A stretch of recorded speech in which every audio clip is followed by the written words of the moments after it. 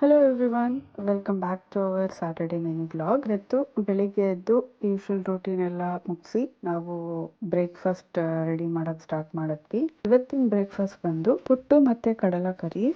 ಲೇಟಾಗಿ ಎದ್ದಿದ್ರಿಂದ ಹೊಟ್ಟೆ ಎಸಿತಾ ಇತ್ತು, ಸೊ ಇಬ್ರು ಕೂಡಿ ಪ್ರಿಪೇರ್ ಮಾಡಿದ್ರೆ ಬೇಗ ಆಗತ್ತೆ ಅಂತ ಸ್ಟಾರ್ಟ್ ಮಾಡಿದ್ವಿ. ಇವತ್ತು ಡೀಪ್ ಕ್ಲೀನಿಂಗ್ ಮಾಡೋಣ ಅಂತ ಪ್ಲಾನ್ ಮಾಡಿದ್ದೀವಿ. ಆ್ಯಕ್ಚುಲಿ 2-3 ವೀಕ್ಸಿಂದ ನಮಗೆ ಡೀಪ್ ಕ್ಲೀನಿಂಗ್ ಮಾಡೋಕ್ಕಾಗಿರಲಿಲ್ಲ.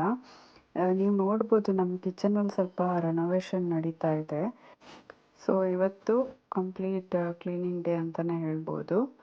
ನಾನು ಕ್ವಿಕ್ಕಾಗಿ ತುಪ್ಪ ಕಾಯಿಸಿಟ್ಟೆ, ಹಾಗೆ ಕರಿ ಪ್ರಿಪೇರ್ ಮಾಡೋಕ್ಕೂ ಸ್ಟಾರ್ಟ್ ಮಾಡಿದೆ.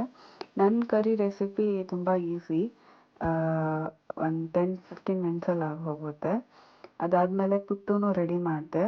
ಅಷ್ಟೊತ್ತಿಗೆ ಜಯೇಶ್ನು ಗ್ರೋಸರಿ ಶಾಪಿಂಗ್ ಮಾಡ್ಕೊಂಡು ಬಂದರು. ಸೊ ಇಬ್ಬರು ಕುತ್ಕೊಂಡು ಬ್ರೇಕ್ಫಾಸ್ಟ್ ಮುಗಿಸಿದ್ವಿ. ಸ್ವಲ್ಪ ರೆಸ್ಟ್ ಮಾಡಿಬಿಟ್ಟು ಸಂಜೆ ನಾವು ಹೊರಗಡೆ ಕಾಫಿ ಕುಡಿಯೋಕ್ಕೆ ಹೋಗೋಣ ಅಂತ ಹೊರಟ್ವಿ. ಇವತ್ತು ಹೋಗ್ತಿರೋ ಕೆಫೆ ಬಂದು ಬ್ರೆಡ್ ಫ್ಯಾಬ್ರಿಕನ್ ಅಂತ. ಇಲ್ಲಿ ಸೆಮ್ಲಾ ಫೇಮಸ್ ಅಂತ ಹೇಳಿದರು, ಸೊ ನಾವು ಟ್ರೈ ಮಾಡೋಣ ಅಂತ ಬಂದ್ವಿ. ಫೈನಲಿ ನಮಗೆ ಟೇಬಲು ಸಿಕ್ತು. ಸೊ ಸೆಮ್ಲಾ ಮತ್ತು ಕಾಫಿ ಎಂಜಾಯ್ ಮಾಡಿ ಮನೆಗೆ ಹೊರಟ್ವಿ.